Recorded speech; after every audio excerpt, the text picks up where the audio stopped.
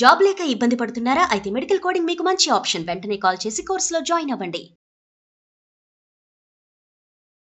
నమస్తే రమగారు. నమస్తే జయ. రమగారు, ఏదైనా సిరీస్ స్టార్ట్ చేద్దామా? చిన్న సిరీస్ చెప్తాను. మనం బాగ్దాద్ కథలు చెప్తున్నాం కదా, అలాంటి దాంట్లో మాయావర్తకుడి కథ చెప్తాం. ఓకే. ఈ బాగ్దాద్ నగరంలో మారూఫ్ అని ఒక అబ్బాయి ఉండేవాడు. మారూఫ్ ఇతను ఏంటంటే పాత చెప్పులు రిపేర్ చేసేవాడు. కొంచెం తొందరగానే పెళ్ళయింది. ఏదో చెప్పులు రిపేర్ చేస్తే ఇక పావలా అర్థం వస్తుంది, ఏమిటో వచ్చి పడిపోతుంది. వ్యాపారం కాదు, పని. అంతే. పని చేసేవాడికి పని వచ్చితేనే డబ్బు వస్తుంది. ఎప్పుడైనా అంతే కదా, ఏ కాలమైనా అంతేను. సరే, ఏదో అట్ట పని చేసుకునేవాడు. పెళ్ళయింది ఇతనికి. అమ్మాయి పేరు ఫాతిమా. గంప గయ్యాళి, మామూలుది కాదు. డబ్బులు తెచ్చినా తిట్టేది, తేకపోయినా తిట్టేది. ఇంతే తెచ్చామని తిట్టేది, తేకపోతే అసలు రాలేదని తిట్టేది. కొంతమంది ఉంటారు, ఇప్పుడు కూడా ఉన్నారు. అయితే ఇతనికి ఏంటంటే కొంచెం పరువుగా బతకాలన్న కోరిక ఈ మారూఫ్కి. తెచ్చుకున్న పావలో అర్థో మన తిండికి చాలు, గొడవ పడకూడదు, తగాదా పడకూడదు, వీళ్ళు కొట్టుకుంటున్నారు అని చుట్టుపక్కల వాళ్ళు చెప్పుకోకూడదు. కానీ అలాంటి ఆశ ఏనాడు నెరవేరనిచ్చేది కాదు వాళ్ళ ఆవిడ, ఒప్పుకునేదే కాదు. సరే, ఒకనాడు ఏమైంది, ఏదో పని చేసుకోవడానికి బయటకు వెళ్తుంటే రొట్టెలు అమ్ముతారు ఆ ఊళ్ళో, బన్నులు లాంటివి అనమాట. నువ్వు ఏం తెస్తావో ఏం తేవో నాకు తెలీదు, సాయంత్రం వచ్చేటప్పుడు బాగా తేనె పోయించి తీపి రొట్టె పట్టుకురా అని చెప్పింది. బన్నులో తేనె పోసిస్తారు. సరే అని వెళ్ళాడు. వాడి కర్మం ఏమిటో, పొద్దున్నుంచి సాయంత్రం వరకు రూపాయి 10 పావలా కూడా రాలేదు. రూపాయి అనకూడదు, 10 పైసలు కూడా రాలేదు. ఎవరి వాకిట్లోనో కూర్చుంటే వాళ్ళు ఏదో కాస్త మధ్యాహ్నం ఓ చపాతీ ఏదో ఇచ్చారు, అది తినేసాడు. పెళ్ళామేమి కట్టివ్వల. సాయంత్రం దాకా అయ్యింది, ఏమీ లేదు. చపాతీ తిన్నాడు కాబట్టి ఆగింది ప్రాణం. ఏం చేయాలో తెలియలే. ఇంటికి వచ్చే దారిలో ఆ రొట్టెల దుకాణం కనపడింది. ఆ దుకాణాన్ని చూసేసరికి వీడి కళ్ళల్లో నీళ్ళు రావటం మొదలుపెట్టి, ఇప్పుడు ఇంటికి వెళ్తే అది ఏం గోల్ చేస్తుందో, చుట్టుపక్కల వాళ్ళ పెళ్ళానికి రొట్టె కూడా కొనిపెట్టలేడంటే ఎంత పరువు తక్కువ అని కాస్త బికమహం వేసుకుని ఆ చెట్టు దగ్గర నుంచుంటే కంట్లో నుంచి నీళ్ళు వస్తున్నాయి వాడికి దుఃఖంతో. పరువుగా బతుకుతామంటే ఒక్కరోజు పరువైన రోజు లేదే బతుకులో. ఇలా చింతిస్తుంటే ఆ దుకాణం యజమాని ఏదో గిన్నెతో నీళ్ళు తీసుకొచ్చి చెట్టు దగ్గర పోయటానికి వచ్చి చూశాడు. ఎరా మారూఫ్, ఏంట్రా సంగతి అన్నాడు. అన్నాక ఏమరా అలా ఏడుపు మూతి పెట్టుకున్నావు అనేసరికల్లా, ఏం చేయనన్నా, ఒక్క పావలా గిట్టుబాటు కాలేదు ఇవాళ. మధ్యాహ్నం ఆ ఫలానా వాళ్ళు ఎవరో ఒక చపాతీ పెట్టారు, తిన్నాను. మా ఆవిడ ఇంట్లో ఏం చేస్తుందో నాకు తెలియదు, బాగా తేనె పోయించి రొట్టెదే మంది, పావలా అయినా వస్తే నీకు ఇచ్చి తీసుకుందును, 10 పైసలు కూడా రాలేదన్నా ఈ పూట. ఇంటికి వెళ్ళాక అది ఏం గోల్ చేస్తుందో నేను భయంతో ఇక్కడే నుంచున్నాను. నన్ను సరకాలు అన్నాడు, వాళ్ళకంతే రేపు ఇద్దుగాని లేరా అన్నాడు దుకాణం యజమాని. దాదా రొట్టెలు ఉన్నాయి లేరా, నేను ఇస్తాగా నీకో రొట్టె అని లోపల తీసుకుపోయి ఇతనికి తీర్చడానికి ఏదో ఇంత నలకంత పెట్టి ఇంత రొట్టె తీశాడు బన్ను. అయితే ఏమైంది, తేనె అయిపోయింది దుకాణంలో. తేనె అయిపోయింది. మేము పంచదార పాకం వేస్తున్నాను రా, మా దుకాణాలు అందరూ తినేస్తారు, ఎవరు ఏమనరు, మీ ఆవిడ కూడా పాకం పోసిస్తానని పల్చటి పంచదార పాకాన్ని ఆ రొట్టె నిండా పోసి ఆ పంచదార రొట్టె పుచ్చుకుని మారూఫ్ ఇంటికి వచ్చాడు. ఫాతిమా వాకిట్లో రెడీగా ఉంది. ఏం చేసుకొచ్చావు అని అరిచింది. తెచ్చానే రొట్టె అన్నాడు. ఆ రొట్టె తీసుకుంది ఆవిడ స్పీడ్గా. మొగుడు పొద్దు నుంచి తిరిగి వచ్చాడు, వీడికి అన్నం సున్నం మంచినీళ్ళు కాళ్ళు కదుకోవడం ఏమీ లేవు. అది తీసుకోవడం అంటే అది ఓపెన్ చేయంగానే అరిచొచ్చినాడా, నువ్వు ఇంతటి పిచ్చివి తెస్తావా అన్నది. అనేసరికి పిచ్చిదేంటి, మంచి రొట్టె, అక్కడ ఫలానా కొట్టు, నీకు తెలుసు కదా, మీ మేనమామకి తోడలుడు కొడుకు, వాడిదే కొట్టను. వాడు కొట్టయితే ఏంటి, నేను తేనె రొట్టె తెమ్మన్నాను, పంచదార పాకం పోసి తెచ్చావు అని మొదలుపెట్టింది. మీ నాన్న అంతే, మీ తాత అంతే, మీ ముత్తాత అంతే, మీ వంశమే అంతా ఇట్లా దిక్కుమాల సంబంధం చేశారు, ఎందుకు కొరగావు, తేనె రొట్టె తేలేవు పెళ్ళానికి అని తిట్టడం మొదలుపెట్టింది. అక్కడి నుంచి కాదు, వీళ్ళు ఇంట్లో చుట్టుపక్కల వాళ్ళంతా చేరారు. ఏమిటి అన్నారు. అనేసి అన్నాక ఒకళ్ళిద్దరు అన్నారు, ఏమొచ్చిందే మాయరోగం, రెండు ఒకటే కదా, ఏం పెద్ద తేడా ఉంటుంది, ఆ తేనె అయితే ఏమిటి, పంచదార పాకం అయితే ఏంటంటే నాకు అక్కర్లేదని రొట్టె ముక్కలు చేసి అక్కడ పడేసింది. అంతది. ఇక ఇంకా గొడవ ఆడుతూనే ఉంది. వాళ్ళు మామూలుగా గొడవలు మొదలయ్యేసరికి మనమే ఏం చేస్తాం, అమావాస్య నాడు అట్టేటేవా, పున్ననాడు పపేసావా అని అడుగుతుంటాం. ఎక్కడికో వెళ్తాం. మన పెళ్ళైన రోజున, మన పెళ్ళప్పుడు మీ అమ్మ, మీ నాన్న, మీ చెల్లి, మీ అక్క, నువ్వు ఇలాగే తెగ తిట్టిపోసేసి మొగుడిని ఒక ముట్టికాయ కొట్టింది. బతిమలాడాడు, బాగుంటుంది రొట్టె తినవే అంటే ఆహా. ఏం చేస్తాడు వీడు, పొద్దున ఎప్పుడో తిన్న చపాతి ఆవిడ వండుకు తినేసింది, సాయంకాలం స్వీట్ కోసం ఇది దెమ్మంది. ఓహో. ఇక అక్కడ కూర్చుని మెల్లిగా రొట్టె ముక్కలు 4 నోట వేసుకున్నాడు. అయిపోయి అక్కడి నుంచి తెగ తిట్టిందా. మొగుడు మళ్ళీ ఇంకో మొట్టికాయ కొట్టడానికి వచ్చింది. అతను ఒక తోపు తోసాడు. తోపు తోసేసరికి ఇంకేముంది మొగుడు నన్ను చంపేస్తున్నాడని కేకలు పెట్టింది. పెట్టేసరికి చుట్టుపక్కల వాళ్ళంతా మళ్ళీ చేరారు.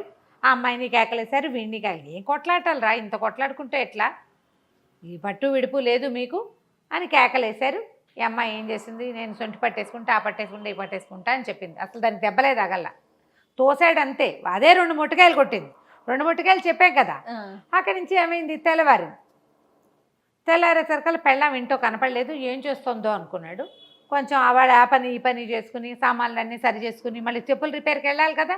ఆ రిపేర్ సామాన్ల బ్యాగ్ సవరించుకుని వీడు బయటికి వెళ్ళిపోతుంటే 2 సైనికులు వచ్చారు. ఈ సైనికులు అన్నారు, పద కాజీ గారు నిన్ను పిలుస్తున్నారు, మీ ఆవిడ నీ మీద రిపోర్టు తెచ్చిందన్నారు. వీళ్ళిద్దరూ ప్రభుత్వాధికారులు, ప్రభుత్వపు సైనికులు. వీళ్ళు మోసపోయారు అక్కడికి. కాజీ గారి దగ్గరికి వెళ్ళేసరికల్లా వాడు, ఎరా పాపిష్టివాడా, దేవుడిచ్చిన పెళ్ళాన్ని జాగ్రత్తగా చూసుకోవడం రాదు, దీన్ని చేయి విరకొట్టి పళ్ళాలు కొడతావా అన్నాడు. వీడు నిర్ఘాంతపోయాడు. నేను చేయి విరకొట్టడం ఏమిటండి, నేనేమీ చేయలేదు అమ్మాయిని, నేను అసలు కొట్టలేదు, అదే నన్ను కొట్టింది, నేను తోసాను అంతే, వెనక్కి గోడకి జారబడింది, నేను ఒక్క దెబ్బ కూడా కొట్టలేదండి అని నిన్న జరిగిన కథ అంతా చెప్పాడు. ఆ అమ్మాయి చేతికి ఒక కట్టు కట్టుకుని ఇట్లా పెట్టుకుని మూతికి ఇక్కడ ఏదో ఎర్రగా ఉంది, రక్తం నేతురు వచ్చేలాగా కొట్టాడు. వీడు అంతు తేల్చమని కాజీ దగ్గరికి వచ్చింది. అక్కడి నుంచి ఆయన 4-5 ప్రశ్నలు వేశాడు. వీడు అన్నాడు, ఫలానా రోడ్డు మీద ఫలానా కొట్టువాడు ఉంటాడు, మా వాకిలు ఎదురుగుండానే ఉంటాడు, కావాలంటే వాడిని కేకేయమంటే వాడు ఆధారనే పోతున్నాడు. సైనికులు బయటకు చూసరికి ఏమండి మీరు చెప్పిన వాడు వస్తున్నాడండి అనేసరికి సుల్తానో వాడి ఏదో పేరు ఆ వాడిని పిలిచారు లోపలికి. పిలిస్తే వీళ్ళేం కొట్టుకోలేదండి, తేనె రెట్టు కోసం గోల్ చేసింది అమ్మాయి, అదే వీడిని కొట్టింది అనేసరికల్లా అక్కడి నుంచి కేకలేసాడు అమ్మాయిని కాజీ. ఏమిటమ్మా, పెళ్ళిని నిలబెట్టుకోవాలి, ఇట్లా చేయకూడదు, నీకు మొగుడు సరిగ్గా సంపాదించట్లేదని కోపం ఉందనుకో, దానికి ఇదే మార్గం, ఇట్లా కాదు, కొట్లాడుకోకండి, పొండి అని పంపించేసాడు. ఆ అమ్మాయి కాస్త వెళ్ళిపోయింది ఫాతిమా. ఈ మారూఫ్ బయటికి వెళ్ళంగానే ఆ సైనికులు ఇద్దరు ఇతను వెనకాల, నీకు బందోబస్తుకు వచ్చాం కదా, మాకేమైనా ఇవ్వమంటారు. పోలీస్ స్టేషన్లలో జరిగే కథ అప్పుడు ఉండేది పాపం. మరి నీకోసం మా సర్వీస్ ఇచ్చాం కదా అనేసరికల్లా ఇంకేం చేస్తారు. వీడు ఏమైంది అటు ఇటు చూశాడు. అతను పొద్దున పూట వచ్చేటప్పుడు ఏవో సామాన్లు అవి పట్టుకొచ్చుకున్నాడు కదా, ఆ సామాన్లలో ఒక పావలా బెళ్ళుంది. ఆ పావలా చేతిలో పెట్టాడు. అన్నాడు, నన్ను వదిలేయండి, నా దగ్గర ఇంకేమీ లేదన్నాడు. తన ఇంటి వైపుకి నడిచి వెళ్ళాడు. ఈ లోపల ఎవరో చెప్పులు రిపేర్ అనేసరికల్లా అటువైపు వెళ్ళేసరికి మళ్ళీ 2 సైనికులు వచ్చారు. ఇంకో కాజీ గారి దగ్గరికి వెళ్ళింది అమ్మాయి. ఇంకో కాజీ దగ్గరికి వెళ్ళేసరికల్లా మళ్ళీ ఒక కాజీ గారి దగ్గర ఆయన పత్రం ఇచ్చాడండి అన్నా కూడా సైనికులు ఒప్పుకోవాలి. అట్లా కాదు, నువ్వు కాజీ గారి దగ్గరికి వచ్చి చెప్పు. ఈ అమ్మాయి చేసి తూర్పు వైపు కాజీ దగ్గరికి ముందు వెళ్ళింది, పడమటి వైపు కాజీ దగ్గరికి మధ్య. వీడిని ఎలాగైనా జైల్లో పెట్టాలి, మొగుడిని తన్నించాలి. కొంతమంది అలా ఉంటారు, తనకేం ఉపయోగపట్టలేదు కాబట్టి వాడిని చావగొట్టాలి, వాడి బుద్ధి రావాలి, వాడిని జైల్లో పడేయాలి. అప్పుడు కానీ వాడికి వాళ్ళ వాడిని కన్నా అమ్మా నాన్నకి బుద్ధి రాదు, పిచ్చి ధోరణి ఉంటుంది. అవునవును. అక్కడికి వెళ్ళేసరికల్లా ఆ కాజీ గారు అన్నాడు, అదేమిటి ఏం జరిగిందంటే, అయ్యా ఇట్లా కాదండి, ఏమీ జరగలేదు, మా అమ్మాయి ఆవిడ జూటా ఇల్జాములు తీసుకొస్తుంది అంతే, ఇది అబద్ధము. పొద్దుటి కాజీ గారు ఇచ్చిన కాగితం ఇదిగోండని కాగితం చూపించాడు. ఆ కాగితం చూసేసరికల్లా ఆ అమ్మాయి కేకలేశాడు ఆయన. ఆ అమ్మాయి అక్కడి నుంచి కూడా వెళ్ళిపోయింది. ఈ సైనికులు మళ్ళీ 2 సైనికులు ఉన్నారు కదా, మాకేదైనా ఇవ్వమన్నారు. ఏమి ఇస్తాడు, తన దగ్గర చెప్పులు పని చేసే సామాన్లు తప్పిస్తే ఏమీ లేవు. సరే అక్కడ ఏదో ఇనుప సామాన్లు కొట్టుంటే ఈ చెప్పులు బాగు చేసే 2 వస్తువులు అక్కడ అమ్మేసి తాకట్టు పెడితే ఏం రాదు. అవి వచ్చిన పావలా చెరుకో పావలా ఇచ్చాడు. చిచ్చి అనుకున్నాడు, నా బతుకు దిక్కుమాలి బతుకు, ఇక నేను ఇంటికి వెళ్ళాం అని చెప్పేసి అలా నడుచుకుంటూ వెళ్ళిపోయాడు. నడవగా ఎక్కడో నీరసం వచ్చాక ఓ చోట కూలబడ్డాడు. అక్కడ ఒక పురాతన పాడుబడిపోయిన ఇల్లు ఒకటి. ఆ ఇంటి దగ్గర కూర్చున్నాడు. అక్కడి నుంచి వాడికి తన జీవితం ఆలోచించుకుంటుంటే ఎంత దుఃఖం వచ్చిందో. నన్ను పొద్దున్న సైనికులు తీసుకెళ్లారు, చుట్టుపక్కల అందరూ చూసారా, ఏం పరువు ఉంది నాకు. కాజీ ఇంట్లోకి వెళ్తాం, ఆ కాజీ ఇంటి చుట్టుపక్కల వాళ్ళంతా చూసారా, అక్కడ కూడా నేను కాజీగా ఇల్లు పుచ్చుకు తిరుగుతానంటే ఏదో వ్యాజ్యానికి వచ్చాననే కదా చెప్పుకుంటారు. 2 చోట్ల పరుగు పోయింది తెల్లవారి పొద్దున్నే. పోనీ అక్కడి నుంచి యువతలకు వచ్చి ఎక్కడో పని చేసుకుంటుంటే మళ్ళీ అక్కడికి 2 సైనికులు వచ్చారు. మళ్ళీ ఈసారి తూర్పు కాజీ అయ్యాక పడమటి కాజీ దగ్గరికి వెళ్ళా. పని చేసుకునే చోట పరువు పోయింది, కాజీ గారింటి దగ్గర పరువు పోయింది. పరువుగా బతకడానికి అవకాశం ఇవ్వట్లేదే ప్రభువు మనకి, అలా అవకాశం ఇవ్వట్లేదని పెద్ద పెట్టున ఏడవటం మొదలుపెట్టాడు. ఏడుస్తుండే సరకాల ఒక భారీ కాయంతో ఉన్న ఒకడు వచ్చాడు. ఎవరినైనా ఎందుకు నాయనా ఏడుస్తున్నావు అంటే, నేనేం చెప్పను, నువ్వెవరు అన్నాడు. నేను ఎప్పుడో 300 ఏళ్ల క్రితం చచ్చిపోయా. ఈ ఇల్లు నాది అప్పుడు 300 ఏళ్ల క్రితం. ఆ ఇంటి మీద ఆశ చావక నేను ఇక్కడే బతుకుతున్నా. ఇల్లు పాడుపడిపోయింది క్రమంగా, నేను ఇక్కడే ఉంటా. ఎవ్వరూ ఇక్కడికి వచ్చి ఏడ్చినవాడు, అడిగినవాడు, పెట్టినవాడు లేడు. అంటే నీకు ఈ చెప్పుకుని ఏం ఇది ఉపయోగం, ఆరుస్తావా తీరుస్తావంటే ఆర్చగలను, తీర్చగలను, నీకేం కావాలో చెప్పు అంటే, ఎక్కడికైనా సరే నేను హాయిగా బతకడానికి ఒక ప్రదేశం కావాలి, నాకు పరువుగా బతకాలి, నేను ఎక్కడికైనా తీసుకెళ్ళి అంటే నగరంలో దింపుతానన్నాడు. బాగ్దాద్ వద్దు, బాగ్దాద్ నగరంలో తూర్పున నా పరువు పోయింది, పడమటిన నా పరువు పోయింది, నేను బతకలేను అంటే ఆయన ఏమన్నాడు, సరే నా వీటి మీద కూర్చో, నిన్ను నేను తీసుకెళ్తానని చెప్పేసి తీసుకెళ్ళిపోయాడు. ఎక్కడికో తీసుకెళ్ళి ఒక ఊళ్ళో వదిలిపెట్టాడు. తెల్లవారేసరికి అక్కడ ప్రత్యక్షం అయిపోయాడు. రాత్రి ఎక్కాడు, తెల్లారేసరికి ప్రత్యక్షం అయిపోయాడు. ఆ భూతం కాస్త వెళ్ళిపోయింది అవతలకి. వీడు ఆ నగరంలో చూస్తే వాళ్ళు ఎవ్వరూ మనలాంటి బట్టల వాళ్ళు కాదు, మనలాంటి వ్యవహారం కాదు, అదేదో వేరే ప్లేస్. సరే వీడు నడవటం మొదలుపెట్టాడు. వారా వీరా అందరూ అడుగుతున్నారు, ఏ ఊరు, నువ్వేం వ్యాపారం చేస్తావు, నీకేమొచ్చు, నీకేం చేస్తావు, అది ఇది, మీదే ఊరు అంటే ఇతను ఏం చెప్పాడు, బాగ్దాద్ అని చెప్పాడు. బాగ్దాద్ నుంచి ఎప్పుడు బయలుదేరావు అని అడిగారు. అడిగితే నిన్న రాత్రే అన్నాడు. అనగానే పక్క నవ్వారు. ఏమిటి బాగ్దాద్ ఇక్కడికి ఎంత దూరమో తెలుసా, బళ్ళ మీద వచ్చినా ఏడాది పడుతుంది. ఇక్కడి నుంచి వ్యాపారానికి వెళ్ళే వాళ్ళు ఉంటారు, సంవత్సరం పడుతుంది అక్కడికి వెళ్ళటానికి.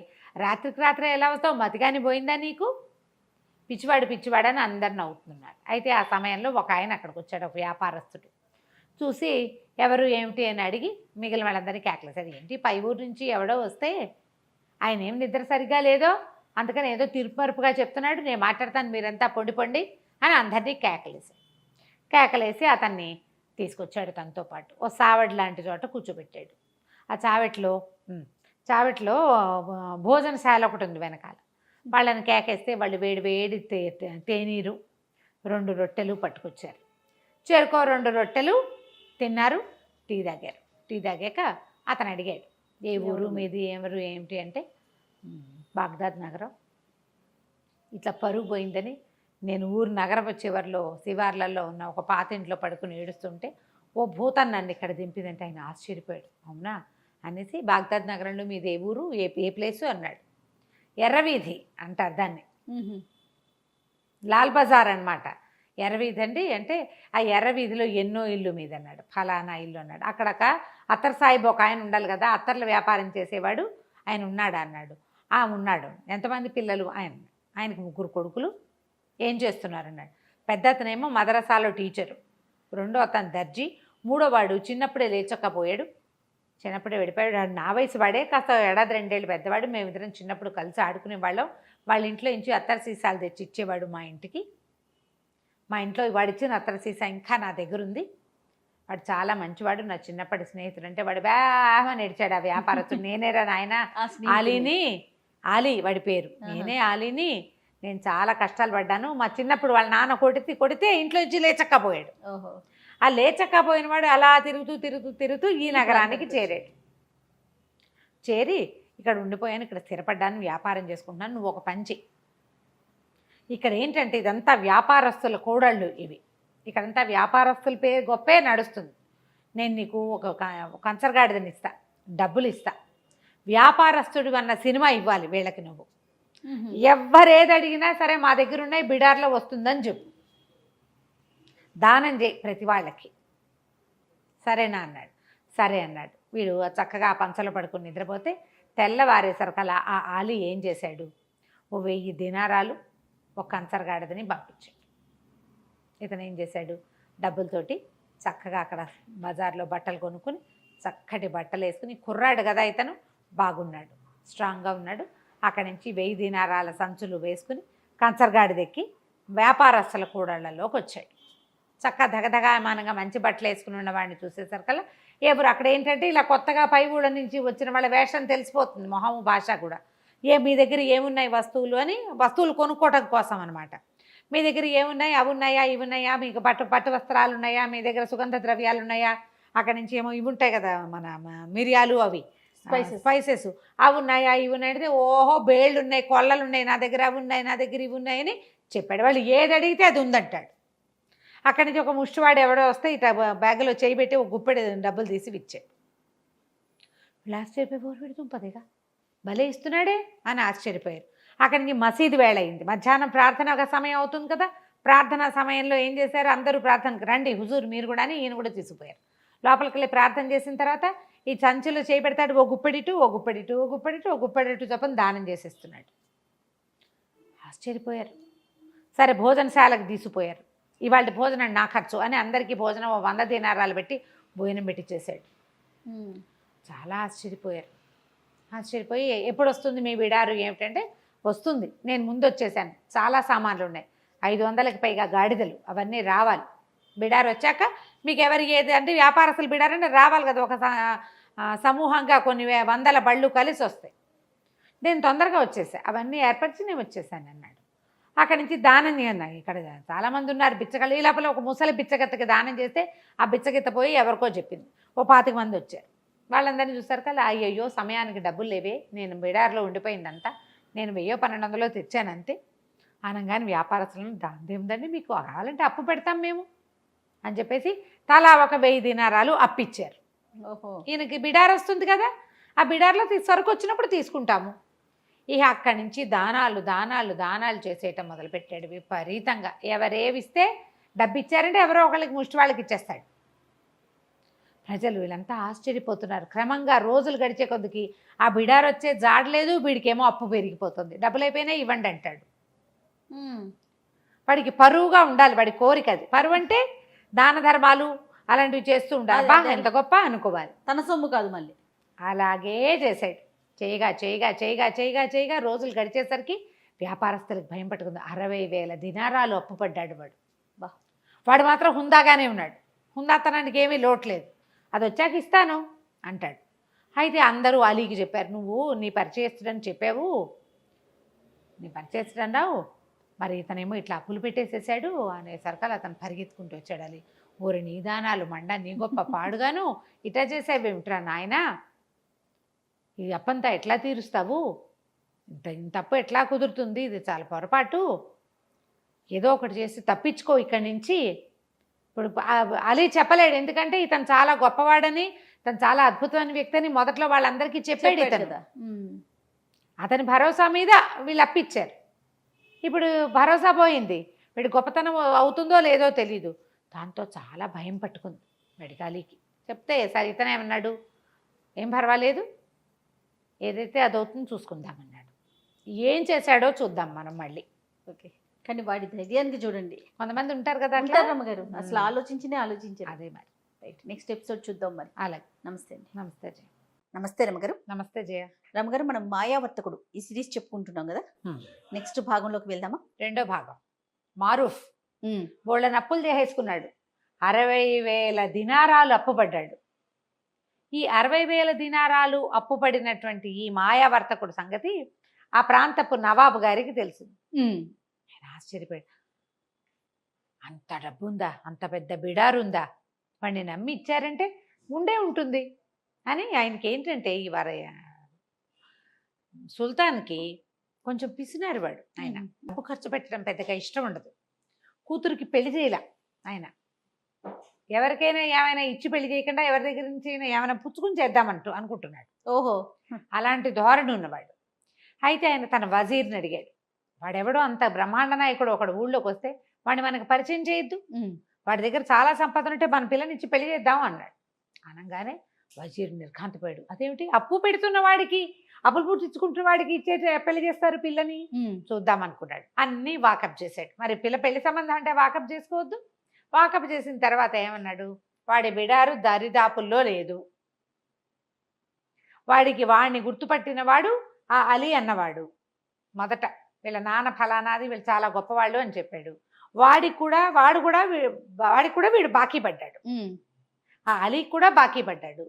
ఊళ్ళో వర్తకులందరూ ఎలాగో వీడి దగ్గర నుంచి సరుకుల్లో సామాన్లో తీసుకోవచ్చు అన్న ఉద్దేశంతో అప్పులు పెట్టారు. 60,000 దినారాల అప్పు ఉంది. అంత అప్పుల్లో ఉన్నవాడికి పిల్లనెట్టా ఇస్తామండి, అట్ట పనికిరాదన్నాడు. ఎట్లా ఇస్తాం? అవును కదా. అనగానే రాజు కొళ్ళు వండిపోయింది ఆ సుల్తాన్కి. ఊరి దుర్మార్గుడా, ఇదివరకు ఎప్పుడో మా పిల్లని అడిగావు నువ్వు పెళ్ళికి, వజీర్కి ఏమి ఇస్తామని నేను వద్దన్నాను, నువ్వు ఊరుకుని ఇంకో పెళ్లి చేసుకున్నావు. కానీ అది మనసులో పెట్టుకుని మా అమ్మాయికి గొప్ప వర్తకుణ్ణి ఇచ్చి పెళ్లి చేసే అవకాశాన్ని నువ్వు చెడగొడుతున్నావు, వెళ్ళిపోవు నా కళ్ళ ముందు నుంచి అన్నాడు. అనగానే వజీర్ నాలుగు ఖర్చుకుని మీ ఇష్టం అండి, మాట్లాడి పెట్టమంటే మాట్లాడతా.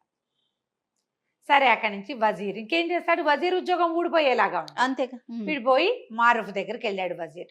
వెళ్ళి రండి రాజుగారి మన సుల్తాన్ని కలుద్దురు కానీ అని చెప్పేసి సుల్తాన్ దగ్గరికి కల్పించాడు. కల్పించిన తర్వాత సుల్తాన్ గారికి ఒక అమ్మాయి ఉంది, మరి కొంచెం అటు ఇటుగా మీకు దగ్గర వయసు అమ్మాయి, వివాహం చేసుకుంటారా అన్నాడు. అమ్మ అంటే ఆవిడకో 25 ఏళ్ళు పైన ఉన్నాయి, ఎప్పుడో చేయాలి పెళ్ళి, ఈయన డబ్బున్న పెళ్లి కొడుకు కోసం చూస్తున్నాడు.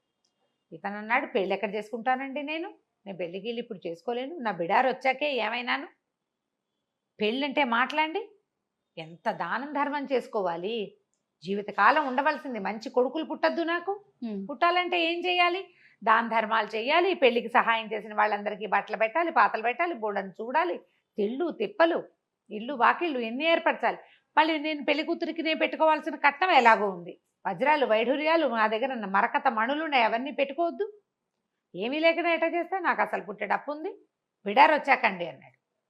రాజుగారికి ఏమనిపించింది, ఈ మాటలన్నీ వినేసరికి ఎక్కిపోయారు వీళ్ళు, అయ్య బాబోయ్ వీడి దగ్గర చాలా ఉందని. వజీర్కి వీడు ఏదో ఒక నాటకం ఆడుతున్నాడేమో అని అనుమానం వచ్చింది, అనుమానంగా ఉంది.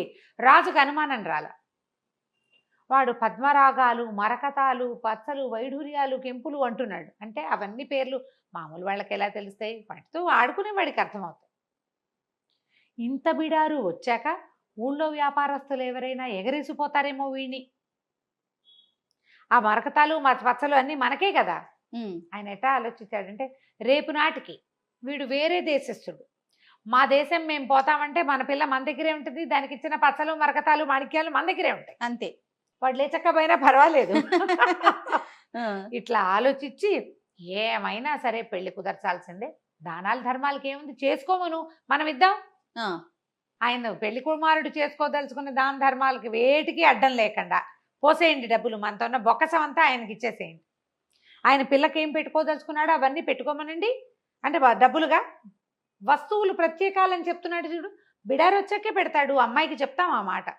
అక్కడ ఏంటంటే స్త్రీధనం ఇచ్చి పెళ్లి చేసుకునే విధానము ఈ జాతుల్లో బహుశా ఉన్నది, ఆ కథలో అట్లా కనపడుతుంది.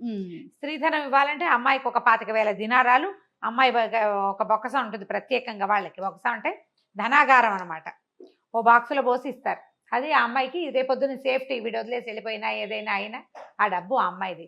దానికి ఉర్దూలో ఒక ఖచ్చితమైన పేరుంది, ఇప్పుడు సడన్ నిన్న గుర్తుంది, వాళ్ళ జ్ఞాపకం రావట్లేదు. ఇప్పుడు పెళ్లిళ్లలో కూడా ఉందిట, అమ్మాయికి ఇవ్వటం ప్రత్యేకంగా ఉన్నది. కొన్ని కుటుంబాల్లో ఖచ్చితంగా అమ్మాయికి స్త్రీధనం పుట్టింటి వాళ్ళు కాదు, కాబోయే భర్తే ఇంత ఇస్తాము అని చెప్తారు, అదే ఆ అమ్మాయిదే.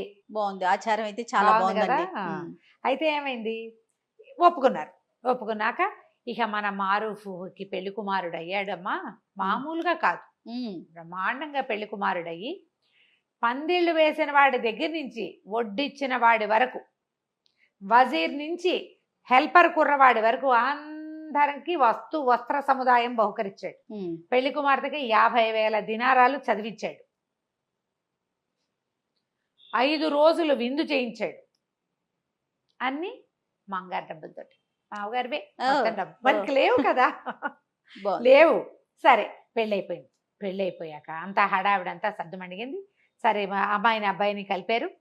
మారూఫ్ ఆల్రెడీ మ్యారీడ్ కదా, ఇంతకుముందే పెళ్ళైన వాడు, చక్కగా రాజకుమార్తె కొంచెం వయసు ఉన్న అమ్మాయి, చిన్న అమ్మాయి కాదు, చాలా కులాసాగా ఉన్నారు. కాకపోతే మారూఫ్ ఏం చేశాడంటే తొలి రోజు రాత్రే భార్యకి మొత్తం విషయం చెప్పేశాడు. ఆమె పక్క నవ్వింది. మా నాన్నకి ఈ శాస్త్రి కావాల్సిందే అంది. ఇలాంటి మోసం భలే ఉంది, మోసం ఇంత మాయా అని. పోన్లేండి మా నాన్న అడిగేదాకా మాట్లాడుకొని మనం కులసాగా ఉందా ఉంది. హాయిగా మొగుడు పెళ్ళాం ఎదురు చిలకా గోరింకాలే రాజుగారి ఇంట్లో ఉన్నారు. రోజులు గడుస్తున్నాయి, బిడారు పత్తా లేదు. రాజుగారికి టెన్షన్ పడుకు వెళ్ళింది, వీళ్ళ బొకసంతా ఖాళీ అయిపోయింది. అక్కడి నుంచి రోజువారీ అల్లుడు గారికి అలవాటైన అవి ఉన్నాయి కదా దాన ధర్మాలు, మసీదుకి వెళ్తే దానం చేయాలి, ప్రార్థనకి వెళ్తే చెయ్యాలి, చాపేసిన వాడికి ఇవ్వాలి, టోపీ పెట్టిన వాడికి ఇవ్వాలి, ఇచ్చేస్తున్నాడు. రాజుగారి బొక్కసం అంతా ఖాళీ అయిపోయింది. అవి లేవు, ఇవి రావు. ఇక వజీర్ని పీడించడం మొదలుపెట్టాడు. వజీర్ కాస్త, మహాప్రభు మీరు అడక్కండి, వీడు దొంగ గ్యారంటీగా. మా వర్తకుడు అంటే వర్తకుడు కాదు, వీడు మాయావర్తకుడు, వీడు మాయవాడు, వీడిని నమ్మడానికి వీల్లేదు. మీ అమ్మాయి వాడితో కాపురం చేస్తుంది, ఆ అమ్మాయితోటి అడిగించండి అనేసరికల్లా సుల్తాన్ గారు పరిగెత్తుకుంటూ కూతురు దగ్గరికి వచ్చి, అమ్మాయి ఇగో ఇట్లా ఉంది పరిస్థితి, మీ ఆయన అడుగు బిడారు ఎప్పటికి వస్తుందో అంటే, ఆ రోజు రాత్రి భర్తకు చెప్పింది, నా మాట వినండి, మరి మీకు నా దగ్గర ఒక 50,000 ఉన్నాయి, మీరు ఇచ్చింది కాదు, నా దగ్గర ఉన్నాయి. ఆ అమ్మాయి జమ చేసుకుంది, వాళ్ళు వీళ్ళు ఇచ్చిన డబ్బులు, ఏదైనా తండ్రి ఏదైనా బర్త్డేలకు ఇచ్చింది, ఆ అమ్మాయి ఖర్చులకు ఇచ్చినవి అవన్నీ పక్కకేసి పెట్టుకుని, మీరు ఇచ్చిన బాక్స్ బాళంగా బాక్స్ అట్లాగే ఉంది, అది ముట్టుకోరట, ఖర్చు కూడా పెట్టట్టు, దాన్ని ఇస్తాను, ఇవి పుచ్చుకుని వెళ్ళిపోండి, ఎక్కడో చోట బతకండి, వస్తాడని చెప్తా మా నాన్నకి. కొద్ది రోజుల వరకు నువ్వు వస్తావు, బిడార్ కోసం వెళ్ళాడు వస్తాడు అంటే ఓ నెల రోజులు ఆగుతాడు కదా, ఆ నెలలో నువ్వు ఈ దేశం చేరిపోతావు, ఏదో ఒక దేశం చేరిపోయి ఏదైనా చిన్న వర్తకం చేసుకుని బతకండి అని చెప్పేసి సరే ఇతను 50,000 దినారాలు పుచ్చుకుని ఏం చేస్తాడు, అయ్యో ఇంత చక్కటి భార్య, ఇంతకుముందు రాకాసి మొహంది అది, ఇంతకుముందు ఉన్న భార్య ఏమిటి 3 కాజీల దగ్గరికి తిప్పింది కదా, బోళ్ళంత డబ్బులు, పైగా తనే దెబ్బలు కొట్టుకుని వీడే కొట్టాడు అంటుంది, దుర్మార్గురాలు. దాన్ని వదిలేసి వచ్చిన బాధ లేదు, ఈ అమ్మాయి ఇంత చక్కటి మనిషిని వదిలిపెట్టాల్సి వస్తుందని చాలా చింతపడ్డాడు. కానీ ఇంకేం చేస్తాడు, 50,000 దినారాలు పుచ్చుకుని ఓ గుర్రాన్ని దేనో సంపాదించి పారిపోయాడు. మర్నాడు పొద్దున మధ్యాహ్నానికి ఓ భోజనాలు అయిన తర్వాత సుల్తాన్ వచ్చి కూతుర్ని అడిగాడు, ఏమిడమ్మా మీ ఆయన ఏమి సమాధానం చెప్పాడంటే, ఏమో నాన్న రాత్రి ఏదో ఉత్తరం వచ్చింది ఆయనకి, ఉత్తరం వస్తే సరే ఇగో బిడారు దారిలో ఉందిట, అక్కడ ఏదో ప్రాబ్లం అయిందిట, బిడారు దొంగలు దోచుకున్నారని రమ్మని కబురు వచ్చింది, మా ఆయన పరిగెత్తుకుంటూ వెళ్ళాడు, మరి అదేదో చూసుకుని వస్తాడు, మీరు కంగారు పడకండి అంది. అనగానే మన వజీర్ అన్నాడు, మహారాజా అయిపోయింది ప్రభు, అయిపోయింది సుల్తాన్ అన్నాడు. అవి వెళ్ళిపోయాడు, ఇక రాడు. మీ కూతురే అబద్ధం చెప్తుందో మీ కూతురికి వాడే అబద్ధం చెప్పాడో నాకు తెలియదు. గ్రహించాడు ఆయన గ్రహించాడు, సుల్తాన్ గారు గ్రహించట్లా, ఈయన డబ్బు తాపత్రయం కదా, వస్తాడేమో కూతురిని నమ్మాడు ఆయన, 25 ఏళ్ల కూతురు, అదేమన్నా చిన్నపిల్ల, అమ్మాయికి అన్నీ తెలుసు కదా. సరే కొద్ది రోజులు ఆగుదాం అనుకున్నారు, చూద్దాం తర్వాత వాడి కోసం వెతుకుదాం, ఈ లోపల ఖాళీ అయిపోయిన బొక్కస నింపే పని చేసుకోవాలి పాపం వాళ్ళు. ఈ మారూఫ్ ఏం చేశాడు, గుర్రం వేసుకుని వెళ్ళాడా, వెళ్ళగా వెళ్ళగా వెళ్ళగా వెళ్ళగా ఒక 2-3 రాత్రులు గడిచినాయి. 4వ నాటి సాయంకాలం ఒక బీడుగా ఉన్న ఒక పంట పొలాల మధ్యలోకి చేరాడు. ఈయన మంచి బట్టలు, మరి నవాబు గారు అల్లుడుగా ఉన్నాడా, చక్కటి గుర్రం చూసి ఆ రైతు మంచినీళ్ళు ఇచ్చాడు. ఇక్కడ ఏమైనా ఆహారం దొరుకుతుందా, ఆకలి దహించుకుపోతుందంటే, బాబు ఏదంటే చిన్న ఊరండి, మీలాంటి గొప్పవారికి ఆహారం సరిపడా ఇవ్వగలిగే ఊరు కాదు, నేను ప్రయత్నం చేసి వస్తా, ఇదిగో ఇదేదో తాగండి అని ఒక షర్బత్ ఏదో తెచ్చుకున్నాడు వాడు, చిన్న ముంతల పోసుకుని ఇచ్చి, మరి చెట్టు కింద ఉండండి, మీకు ఏదైనా ఆహారం ఏర్పాటు చేసుకొస్తాను బాబు అంటే ఒక 2 దినారాలు వాడి చేతిలో పెట్టాడు. సరే వెళ్ళిపోయాడు, అతను వెళ్ళిపోయాడు. ఈ మారూఫ్ ఇప్పటికీ కొన్ని నెలలుగా వ్యాపారస్తుడుగా ఉంటున్నాడు, కానీ వ్యాపారస్తుడుగా ఉంటున్నాడు, సహజంగా కష్టజీవి కదా వాడు. ఏమైంది, ఒక అరక దున్నుతున్నాడు, ఆ రైతు పొలం దున్నుతున్నాడు, 2 ఎడ్లు కట్టి నాగలి కట్టుంది. పాపం వీడెవడో మనిషి కనపడేసరికల్లా తిండి ఏర్పాటు చేస్తానని వెళ్ళాడు. వాడు వచ్చే లోపల 2 పర్రాలు దున్నితే కనీసం వాడు కాస్త సంతోషిస్తాడని ఇతను ఏం చేశాడు, ఆ జాట్లోకి పోనిచ్చాడు, ఎద్దుని దున్నడానికి 2 ఎడ్లని హే హే అన్నాడు కానీ దానికి ఇట్లా జాలుగా ఉంది. మామూలుగా ఎలా ఉంటుంది, అరక ఒక రౌండ్లో దున్నుతారు కదా, దానికి ఒక గీత కనపడుతూ ఉంటుంది. ఇతనికి అలవాట్లేక హే హే అనేసరికల్లా అవి ఇట్లా పోకుండా ఇట్లా పోయినాయి పక్కకి. ఈ పక్కకి పోయేసరికల్లా ఈ నాగలి ఇంకో పక్కకి లాగింది, మొదటి గీతలో లేదు, 2వ గీతలో ఉందన్నమాట. ఆ గీతలోకి వెళ్ళి వెళ్ళి వెళ్ళి ఎక్కడో పట్టేసింది. ఎంత హే అన్నా హాయ్ అన్నా ఏమీ రావటం. ఇతను కొంచెం గట్టిగా అదిరిచ్చి తను కూడా అరకపుచ్చుకొని లాగడానికి ట్రై చేశాడు. కింద ఏదో పట్టుకుపోయినట్టు అర్థమైంది. సరే ఏం చేశాడు, అరకని వదిలిచ్చి ఆ పక్కన ఏదో పలుగు గుణప ఉంటే అది తవ్వాడు. తవ్వితే కింద ఒక పెద్ద స్క్వేర్గా ఒక రాతి పలక లాంటిది ఉంది. ఏదో ఉంది దీని కింద అనిపించింది. ఇక దాని గుణపం పెట్టి ఒక్కో చుక్క ఒక్కో ముక్క చొప్పున అంగుళం అంగుళం అంగుళం చొప్పున దాన్ని పక్కకు తోయటానికి ప్రయత్నం చేశాడు. ప్రయత్నం చేస్తే కొంతమేర గ్యాప్ వెళ్ళేసరికల్లా లోపల ఒక తొట్టెలాగా కనపడుతోంది. ఏదో ఉంది. ఆ తొట్టె లోపలికి ఈ గుణపాన్ని పోనిచ్చి దాన్ని పలకని తోసాడు. అవుతుంది తోస్తే లోపలికి మెట్లుంది. ఇది ఒక నిమిషంలో జరిగిన పని కాదు, ఒక గంట పట్టింది. టైం తీసుకుంటుంది కదా. అతను భోజనం వండించడానికి వెళ్ళాడు. మొత్తం పొలాలన్నీ నిరాబాగా ఖాళీగా ఉన్నాయి, ఏమీ లేదు. ఆ మెట్లు కనపడేసరికల్లా ఇతను ఏం చేశాడు, ఆ గుణపాన్ని బయటికి తీసేసి ఆ మెట్ల కొంచెం ఇంతే తోసాడు. మొత్తం తొయిలేపోయాడు. కొంతమేర తోస్తే మెట్లు కనపడ్డాడు. అందులోకి దిగిళ్ళాడు. దిగిళ్తే కుప్పలు తెప్పలుగా బంగారం ఉంది లోపల. ఇక మణులు మాణిక్యాలు ఎంత బంగారం ఉందో, కోట్ల కొద్దీ డబ్బు. ఆశ్చర్యపోయాడు. ఎంత అదృష్టం అదే కదా. సరే ఏం చేశాడు, పైకి వచ్చేసి ఆ పల్లని యథాతథంగా మళ్ళీ మెల్లిగా ఎంత తోసాడు, తను పట్టడానికి కింద మేర తోసాడు. ఒక మూరం బాతిగా తోసాడు. మళ్ళీ తోసేసి మట్టి యథాప్రకారం లాగేశాడు. చెట్టు కిందకి వచ్చినాడు. పోయి ఒక 2 గంటలు గంటన్నర గడిచాక ఆ రైతు బకరా ఇది చేసుకుంటాడు, సేజీ చేసుకుంటున్నవాడు చక్కగా 4 ముంతలు చెంబులు అన్ని పెద్ద సంచులు పెట్టి పట్టుకొచ్చాడు. బాబు నేనే మా ఇంట్లో వండించానండి, మీరు 2 కాసులు ఇచ్చారు, మరి మా ఆవిడతోటి వండించాను, ఇంట్లో చేసిన వంటే తినండి అన్నాడు. అన్నాక మారుఫ్ కూర్చొని తను తింటూ ఈ అబ్బాయికి కూడా పెట్టాడు. నువ్వు కూడా తినబోయి అన్నాడు.